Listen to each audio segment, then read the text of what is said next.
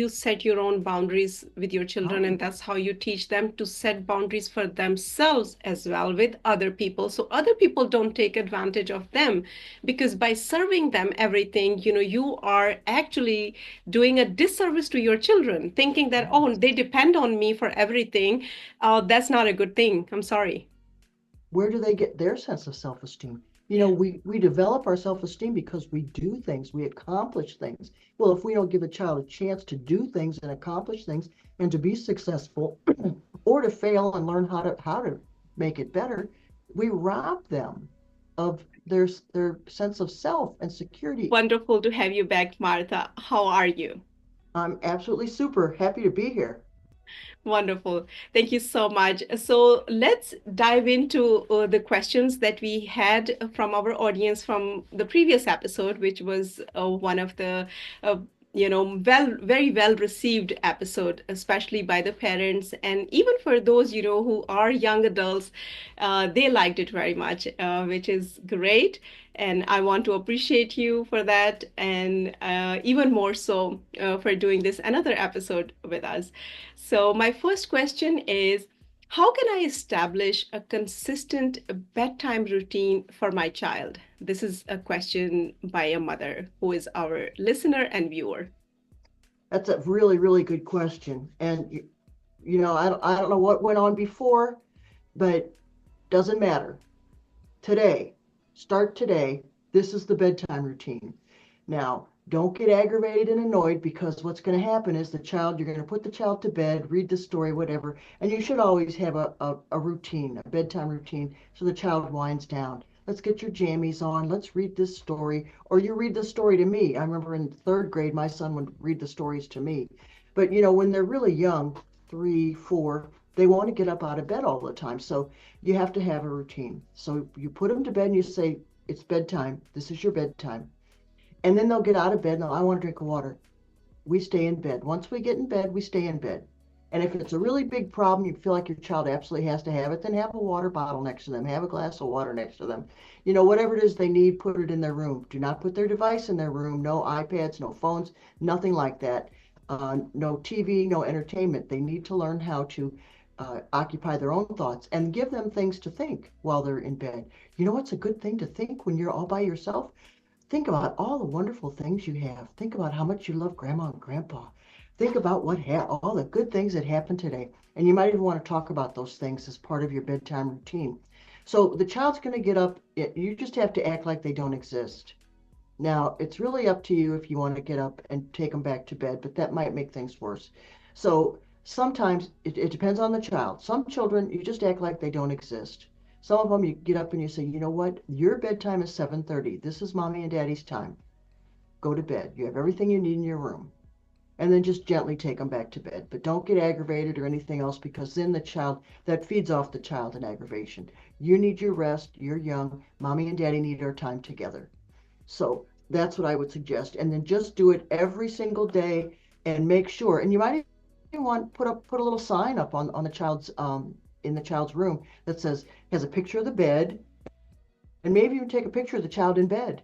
Bedtime, this time. And then make sure you show the child, as the days wears on, you say, guess what?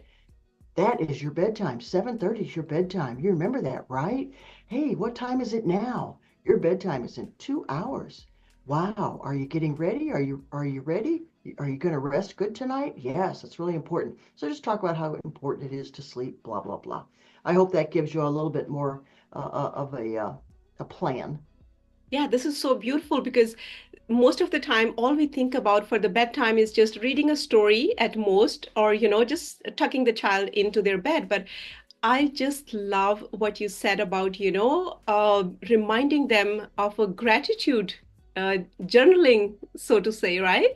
Mhm. That in their head, they can think about all the good things that happened during the day that puts them already in a routine of, having a gratitude prayer, maybe, or a Mhm. gratitude reflection Exactly. when they go to bed. This is so important for everybody at every age. And if you can help your child do that from the very beginning, my God, that can set them on a path for the rest of their life.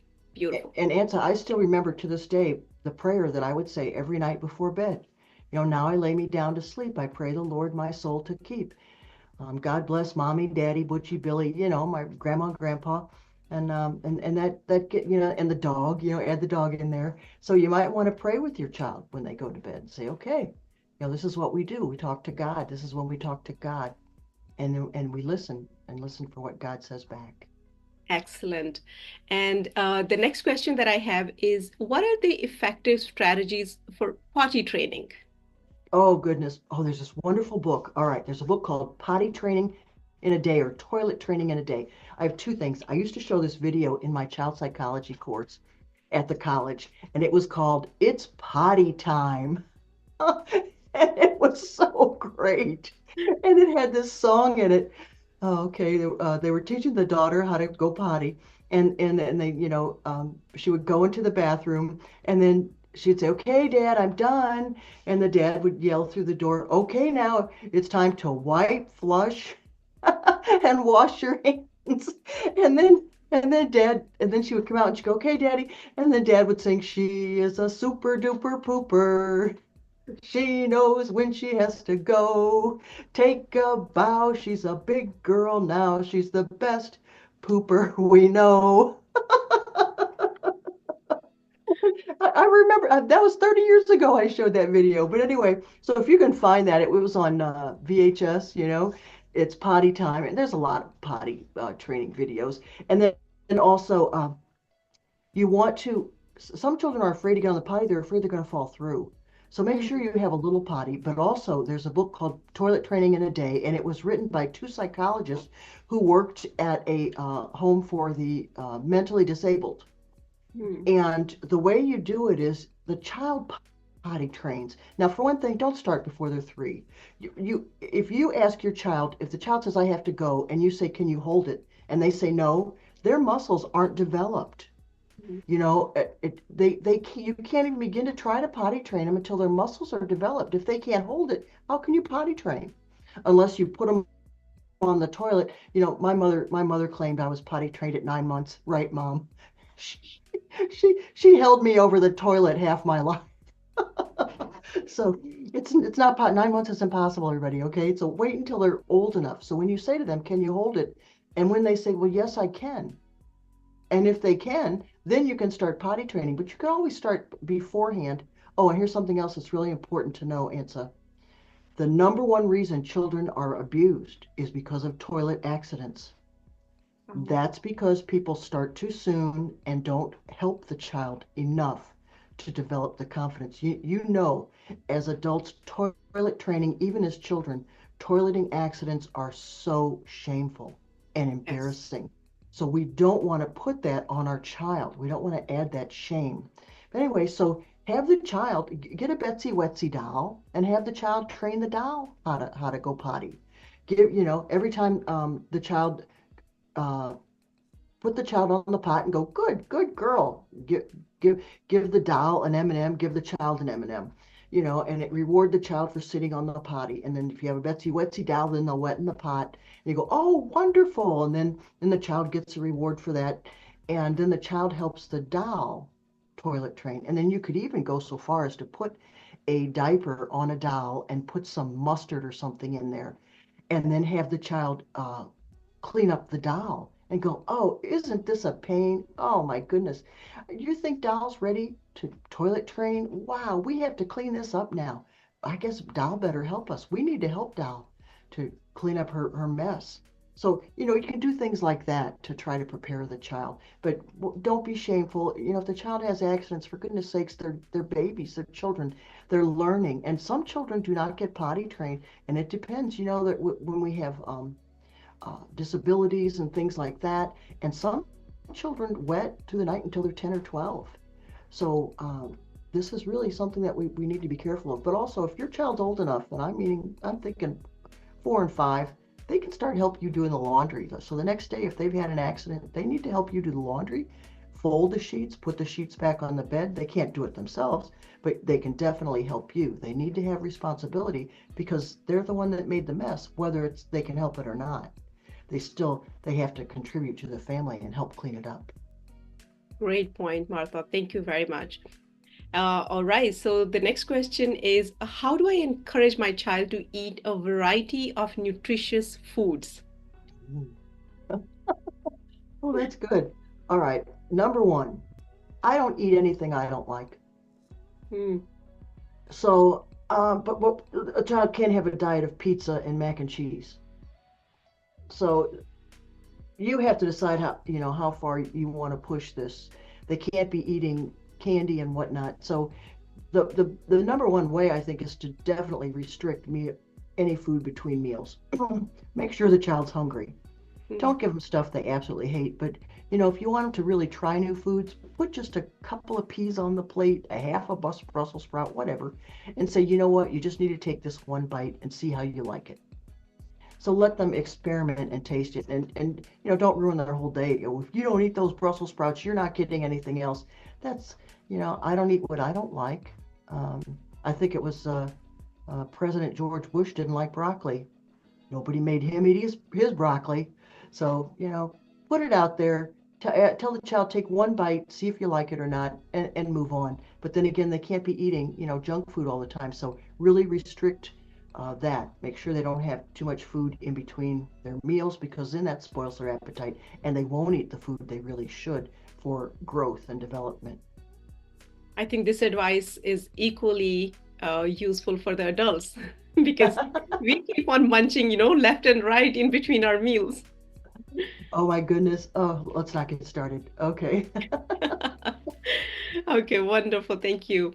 The next question is, what are some of the ways to manage sibling rivalry among your children?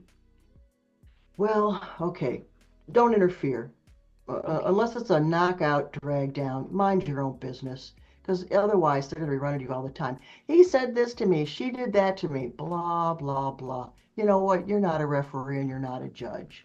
So unless the child is really hurting another child, then they have to be separated. Let them, because as long as, okay, I love my dog, but we don't always get along. I love my son. I love my brother. When I had a husband when he was alive, I loved my husband. We didn't always get along. We didn't always agree. We had spats and tiffs and everything else. So what? Your kids can't disagree with one another. So, but they need to be big about it. Pretty much, I need to say, look, we disagree, but no name calling, no insults, anything like that. But don't interfere. If they're going to do that, then you're going to have a family meeting and say, we need to talk about this. It's one thing to have disagreements, but it's a whole nother level when you start calling them names, yelling at them, hitting them, hurting them. So we have to really discuss this. Let's talk about it now. What's the big problem? But wait until everybody's calm. Don't do it at meal times. Meal times should be pleasant. So if you have to talk about behavior with your child, don't do it at meals. Mealtime should be fun, family, and get rid of all your devices at mealtime. And so if you have to talk about something negative, but also you always want to add positive. So the child did this wrong, but I love the way you do this. So how do you think we can solve this problem? What do you think's happening? Uh, and let them come up with some solutions. Excellent, excellent point. Because I see sometimes parents getting too touchy about, their children, even, with other children when they're playing and, something happens, the parents want to jump in, right then and there and try to, resolve and take matters into their own hands, which is, my God, so detrimental because Mhm. literally like within 2 minutes, you will see those children go back and, be friends and playing the same way, like nothing happened. And as Exactly. adults, we just want to, take matters into our hands and, do things right or make things right, which is so unnecessary. Exactly. And it's not helping the child to learn. It's And not. also, I don't let anybody play with my toys. So do I let anybody have my car? No. Do I let anybody, use my phone for long periods of time? No. Do I let anybody use my pots and pans? No. So if you're going to have a friend come over to your home, you need to talk to your child first and say, okay, so and so's coming over and you're going to have to share with them, but I know there are toys that you don't want to share with anybody, and I understand that. So let's take the things that you really don't want anybody else to play with and let's put them away for only you to play with another time. But while this child is here, what toys can we leave out so that you can both play with them and it won't bother you? And I think that's showing respect for the child because, you know, why why would I tell my child that they have to take their most favorite thing and let someone else maybe break it? Oh my goodness, I don't, well, they're not coming over then. I don't, you know, that's my favorite thing. I don't want somebody to break that. So have respect for your child and have that discussion. Okay, what toys can we leave out so and so can play with them too? This is so powerful and so intelligent that put yourself in your child's shoes as well and think, how do you feel about your personal stuff, as you said, and then realize that your children is also learning, to have association with certain objects or certain toys more than the others, and you Mhm. want to respect that as well. Yes, and in fact, my older brother told me I had two older brothers, and one of them, when he was young, the only time he ever got a spanking is he took the train set and he aimed it into the wall of the building and turned it on full speed. So he took his my older brother's, his brother's train set and ruined it basically. So he got a spanking for that. And I don't recommend spanking. I do not. You don't need to spank a child. But yeah, that upset my older brother a lot. That was his favorite toy, that train. True, true. Have conversations instead, make it a routine, make it a habit. That's how you communicate with your children. You sit down and have a conversation. And I love the idea of having family meetings. Have a set schedule for those family meetings to discuss things that happened over the week, over the past week, and listen to everyone and help them also figure out what happened, how they reacted, what was the best way to resolve that, and how they will do moving forward. This puts our kids in a habit of resolving their matters more amicably and Mhm. deal with the world out there, once they go outside, so they don't panic, they don't just snap at every little incident, or every little conversation or something that they don't Mhm. like. This is such a beautiful way, and that's why I love this conversation that we are having again with you, Martha. You are such a blessing. All right. So moving Thank forward you. to our next question, which is, how can I help my child develop good study habits? Oh, yeah, that's tough. Some kids love school and some kids don't. So it's almost, well, number one, you can be a good example. Do you read? Or are you Mhm. always watching TV or on your phone? So, what are your study habits? Um, do you take time to learn new things? Are you taking piano lessons? You know, what are you showing your child? I, I took piano lessons for the first time in my life at age, and I shouldn't tell you how old I am, but I will, 62. And because I wanted to, if you're going to learn life, as long as you're alive, you're learning. Every day I learn something new. Yes. And if you'll let yourself, there's absolutely no way that any human being can know everything there is to know. So every day there's something new to learn, whether it is about your child, yourself, your spouse, your family, the world around you, your school. So keep your eyes open for opportunities to learn something new, but also uh, be a good example for your child. So, if your child has to sit down and get some work done, maybe that's the time for you to turn off the television, put away all your distractions, and you do something to to learn something new. So you read a book, show the child how it's done. Because if you're not a good student, Ellen, boy, answer you, this is such a good question.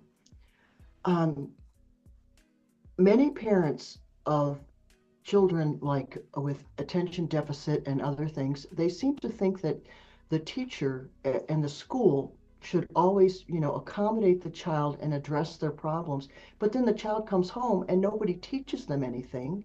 Nobody sits down with them and helps them learn to read. The child is not going to learn all they need to learn at school. It's just not going to happen. If you want your child to know something, you teach it and you model it. If you want your child to have a certain behavior, you need to be an example of that behavior. So you can't expect your children to pick up things at school that you aren't going to model yourself. So if you're constantly sitting around watching TV, your child is, or consuming, always on your phone with TikTok, Facebook, whatever, that's what your child is going to do. They're going to somehow think that life is constant entertainment. And I really recommend when you're in the car with the child, do not have your devices in the car. Don't be watching, showing a movie. No, that's the time to talk.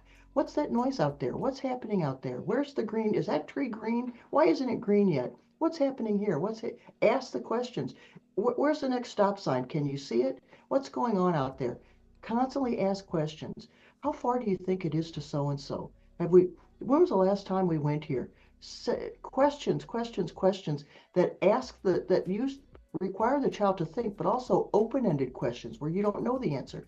Why? That dog is barking. What do you think he's barking about? That dog could be barking about 1,000 things. A rabbit. He just got a treat. Who knows? The postman, a stranger. So then come up with, well, God, let's think. How many different ways or reasons could could that dog be barking for? And so you need to be a model. Absolutely. If you are a parent, you have been obliged and honored with this child and this responsibility, right?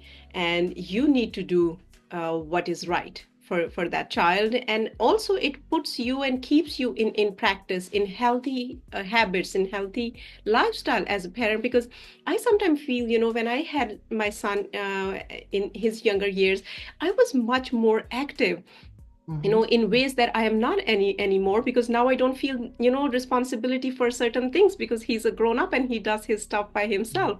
And now I miss Mm-hmm. those days, because when I have my days off, I can just sleep a little longer, which was not the case when he was younger. I had my early morning routine. I would send him off to school, and then I start my day earlier, and similarly so many other things. So it's such a blessing to have children, and then Mm-hmm. doing the right thing to train them to become good human beings and become the beautiful leaders of our future. Our future depends on them, so we must Exactly. play our part in And doing and the right thing. also, and I do want to mention that everything that we've talked about is talked about in my book.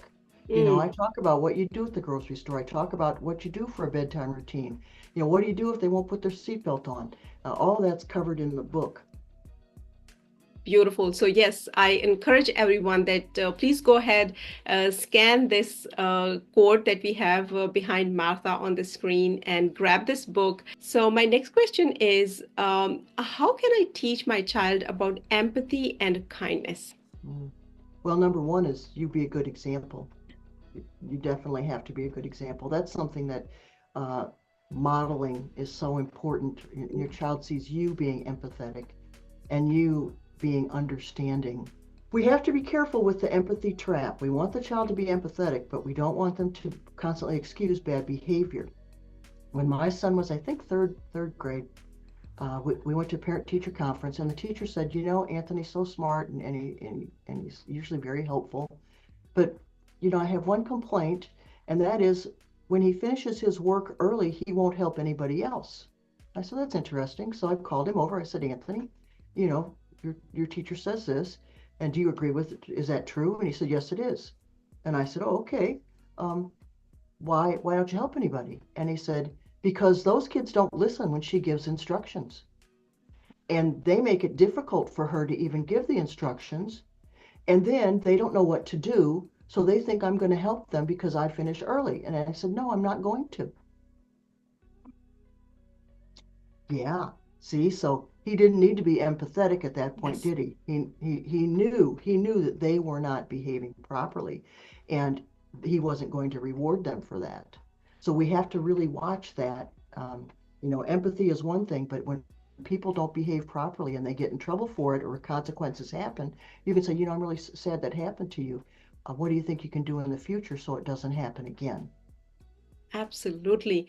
This is teaching children, how to balance and not, Mhm. be out there for other people to take advantage of your, empathy and kindness, because Right. it's so very important. Right. It's the same thing as, when you see a homeless person, you don't give them money, you give them food. You say, I'll happily buy you a meal. You have to be very careful when you see certain people because you don't know what they're going to do. You don't want to just give them license to possibly behave badly. So if they really are hungry, then buy them food. Just don't give them money indiscriminately. Exactly. And I remember so many times, in New York City, you pass by a truck, a food truck, and there is a person sometime, who's asking for the food. They're very clever. They ask you for the food, and when you want to buy them a food, they say like, just pay the money to the vendor, and I will get the food. Somehow I went into this store and this person asked me for food. Okay, I paid for his food. And when I came out, he wasn't eating. He was standing there asking other people to do the same thing. Mm. And that really, brought this thought to me. And wow, they are getting smart. They are trying to take advantage of people's empathy and kindness. So I'm going to be very careful next time, right? How I do that because as you said, I want to buy them food, but I don't want to be taken advantage of by them. Exactly. Yeah. Exactly. Sounds like he had a deal with the store owner Exactly. there. They were playing Exactly. a little game together. Yes. Yes. They definitely had a deal. Okay. So the next question is, what should I do if my child is being bullied at school? Oh my God, this is such a huge problem. So many parents. Well, when my son was young, every year I would go to school and sit in his classroom for an hour or two Mhm. to see who's who and what's what. I recommend every time when your child comes home from school, don't say how was school, say what's the best thing and the worst thing that happened today.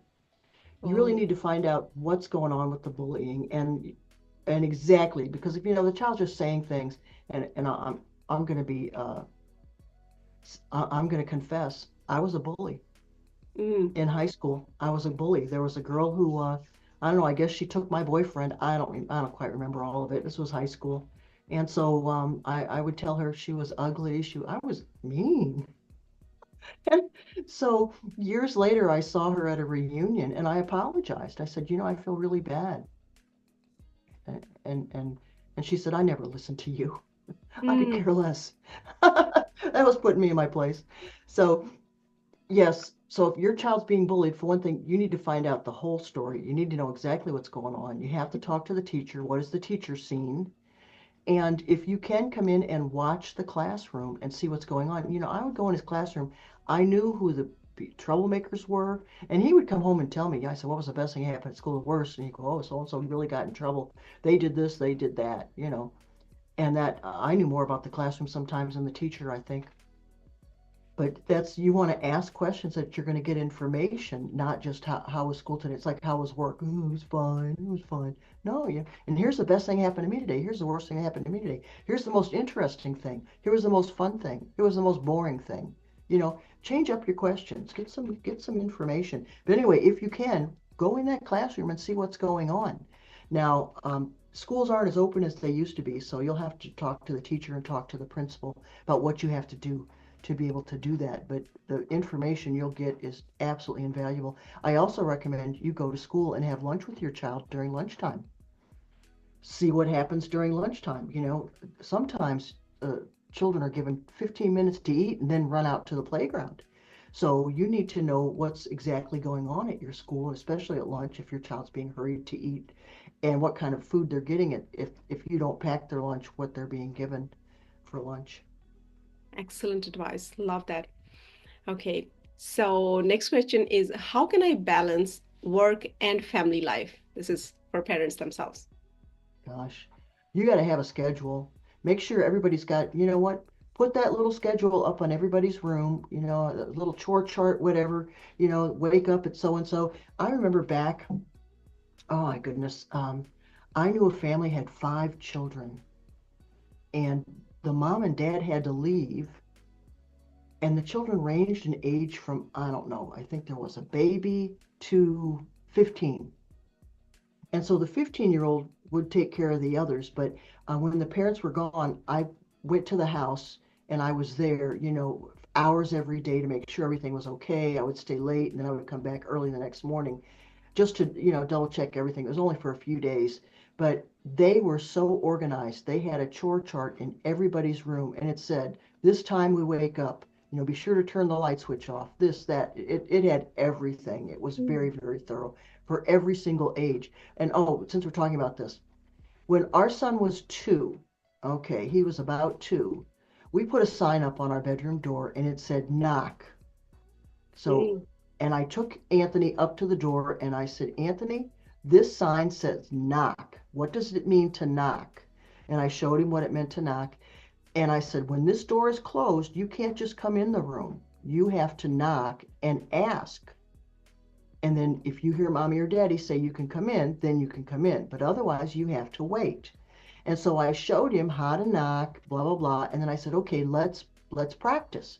Mommy's going to go in the room and I'm going to close the door. And now you're going to knock and let's see what happens. Okay. And so we practiced him knocking on the door, me saying, yes, you can come in, me saying, no, you can't come in. We practiced the whole thing. Now, okay, 2 years old, what's the odds? Of course, he can't read, quote unquote, but I taught him what that word meant. And I didn't just say, I didn't just tell him what to do. We practiced so that he really knew what to do. So a lot of times you have to walk your children through things completely. You can't just tell them. And also, when you want to correct them, okay, the child's running in the house. Rather than saying stop running, say walk. Tell them mm. what you do want, not what you don't want. And stop just yelling across the room. Get up. Get up. Stop that. Get up. Look the child in the eye. Hey, I need you to walk. Let's put this away. Well, you can't run with a knife in your hand. Put the scissors down. Beautiful. Wow. I think in this case, we have so much to learn and practice as adults before we start teaching to our kids. Yeah, so We're many good of kids. adults, we don't know this stuff. We don't know how to teach a kid, do things. We just assume as adults, if we know certain things, they should know that too. But wow, that's not the case. Well, Ansa, if you get into behavior modification, there's a division of psychology called behavior modification. And what they teach you is that every single behavior has a gazillion little steps. Okay, let's say a child has to learn how to wash their hands in the bathroom. Well, first off, they have to walk to the sink. Then if they're little, they have to pull the little step out and step up on it. So already we've got like 3 steps. Then they have to turn on the water. Then they have to check the water to make sure it's not too hot. Then they have to put their hands under. Then they have to get the soap. Then they have to put their hands under again and rub the soap and get the soap. And then they have to rinse their hands. Then they have to wipe their hands. And look how many steps that was already. It's a gazillion. But we're just like, okay, time to brush your teeth. Yeah, they Yes. have to walk up to the sink, get the toothpaste. And, you can't put a bunch of toothpaste on a toothbrush. It's got to be a itty bitty bitty bitty bit, because that toothpaste has too much fluoride and everything else in it.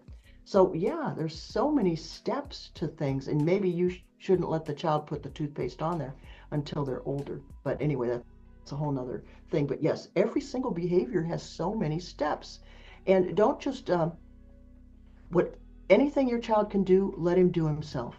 And I'm talking about, okay, let's say your 5-year old sitting there and they go, okay, mom, I need a napkin. Well, that's nice, honey. There they are. He knows where the napkins are, please. I'm not your servant. I watched a movie. It was the mother had teenagers, Ansa, teenagers. She fixes breakfast, puts everything out, and they're all sitting around eating. And the teenage son says, oh, I want some orange juice. Okay. The mother got up, goes to the fridge, gets the orange juice, pours him a glass, puts it in front of him. He's 15 years old. I think he could have done that himself, Mom. We're not servants. We're helpers, but I'm not your servant. I'm your mother. Absolutely. You set your own boundaries with your children, and Right. that's how you teach them to set boundaries for themselves as well with other people. So other people don't take advantage of them because by serving them everything, you are actually doing a disservice to your children, thinking that, oh, Yes. they depend on me for everything. That's not a good thing. I'm sorry. Where do they get their sense of self-esteem? Yeah. We develop our self-esteem because we do things, we accomplish things. Well, if we don't give a child a chance to do things and accomplish things and to be successful or to fail and learn how to make it better, we rob them of their sense of self and security and their place in the world. Every one of us needs to say, I belong here. I am competent and able. And if I can't do something, I can learn to do it. And if I don't want to learn to do it, I can pay somebody else to do it for me. Yes. So we Yes. have options. So in a way, as parents and especially mothers, out of love or motherly love, we try to do those things for our kids, but in Mhm. in actuality, we are being selfish, right? Mhm. And we are That's right. robbing our children of their self-esteem, as you said. My God, this is almost a crime. Mm. Yes. And you have to let them fail. And let me tell you this story. Okay. So the kid comes home from, let's say, third grade, they're going to have a play at school. Guess what? They're having a play at school. They're having a play at school. I'm going to try out for the lead. Oh, honey, I'm so glad they're having a play, but ooh, the lead, you might not get it. Why don't you try out to be one of the trees? You'll get that part probably. What do we just teach the child? To not go after what they really want because they might not get it. So rather, if we're afraid that, oh, he might fail, he might fail, he might fail, he might not get it, he might be disappointed. Okay, okay. Like that's the worst thing that could happen to a person, to be disappointed. Guess what? Be disappointed and move on. Okay, it didn't work that time. Now what am I going to do? Well, okay, I really want that. What am I going to do? Oh, I didn't get the lead this time, but they told me that I needed to get my skills up. I needed to do this. Michael Jordan was kicked off his high school basketball team, and they said, you're not dedicated enough. You just don't seem to care. And getting that feedback from the coach, he thought to himself, well, wait a minute, I want to be on that team. What do I have to do? And the coach said, you got to practice. You got to show us you care. And he did. So what if they would have just let him on the team? He'd have been a mediocre player all his life and nobody would know his name today, would they? Absolutely. 100% agree with you on this, Martha. The next question is, what are some effective ways to handle temper tantrums?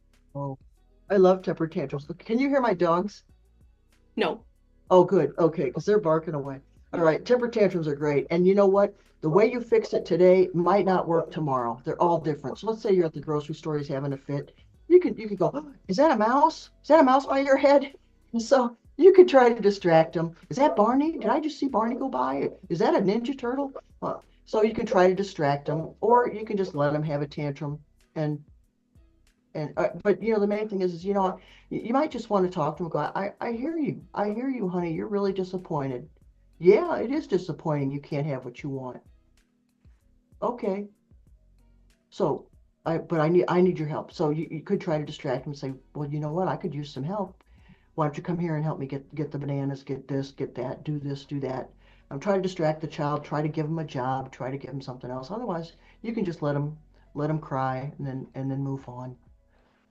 Yeah, make them feel useful, right? Because most of the time, that's what children are looking for. They just want to do something and be Mhm. useful, and they are not getting that opportunity from their parents or their environment. If you put some responsibility on them and make them feel they are useful, they can help you in doing something. I think that would be the best distraction plus training for them, uh, and learn some skills. Wow, this is so wonderful. Right, yeah, I Thank need you. help.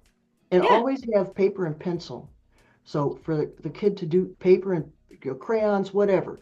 For the kid, have things to keep the child occupied, books, whatever. Always bring a bag full of stuff for the kid to do, for the child to do. Yes, exactly. And just before I let you go, Martha, what do you think about having discussions, about the environment, about, the real stuff going around in our lives? For example, the system that we live in, it could be political system, it could be, a school system, the life, the building that they live in. What does your child think about that? What is their opinion, right? And how those things work in an adult life, in real life.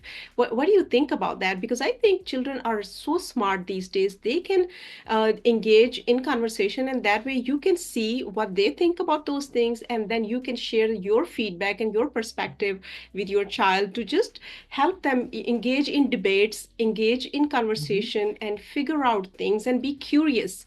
So next time when they see something, they have some knowledge and their own opinion that they are forming over the time. That's good. And you want to ask the child, what do you think about this? What makes you say that? Mm, What's your evidence? And then if you agree, you can go, yeah, I agree with that. Or you could say, I don't agree with that. And here's why I disagree. What do you think? And then you can have a nice, respectful conversation, but don't shut the child down and always be open to their opinion. And you're going to hear some stuff that you don't appreciate. yeah, exactly. And don't always tell children, what you think or how things are, right? Let them ask questions and let them sometimes figure it out by That's right. themselves, because you don't That's want right. to impose your worldview or your perspective on your child as it is. Then where's the growth happening? Mm-hmm. Yeah. Exactly. Yeah, but to have that conversation is so important, Ansa, because you need to know what your child's really thinking. Yes, And a lot of times we don't even open up those conversations because you know why? Because we don't listen. And true. it's just what you said. We need to just listen. Oh, that's interesting. That child doesn't need to know your opinion. Yeah. Just listen. Oh, that's interesting. Oh, Absolutely, absolutely. Okay, thank you so much, Martha, for this empowering conversation. My God, I'm just so intrigued. I have so many questions for myself, but I want to respect the time here. So before I let you go, please let us viewers know where they can connect with you and where they can buy this book once again. so the book's up on Amazon. And you know what? Let's see, which way is it? Join my free Facebook group, Mastering Child Behavior. I've got videos in there. I've got all kinds of information to help you with the parenting role. Plus, when you get into the group, you can get the free parenting quiz that lets you know your parenting style and how it affects your child's behavior. So I really recommend you join my free Facebook group, Mastering Child Behavior. And you can either use the QR code or just go to Facebook. I'm on Facebook, I'm on LinkedIn, Martha Burich, or you go to my website, marthaburich.com. Wonderful. Thanks. Thanks, Martha, once again. And I appreciate your generosity with your time, with your wisdom, sharing, what you have accumulated over the lifetime. This is so beautiful. If you already haven't subscribed to my YouTube channel, please do subscribe. Chase your dreams and live with passion. Thank you.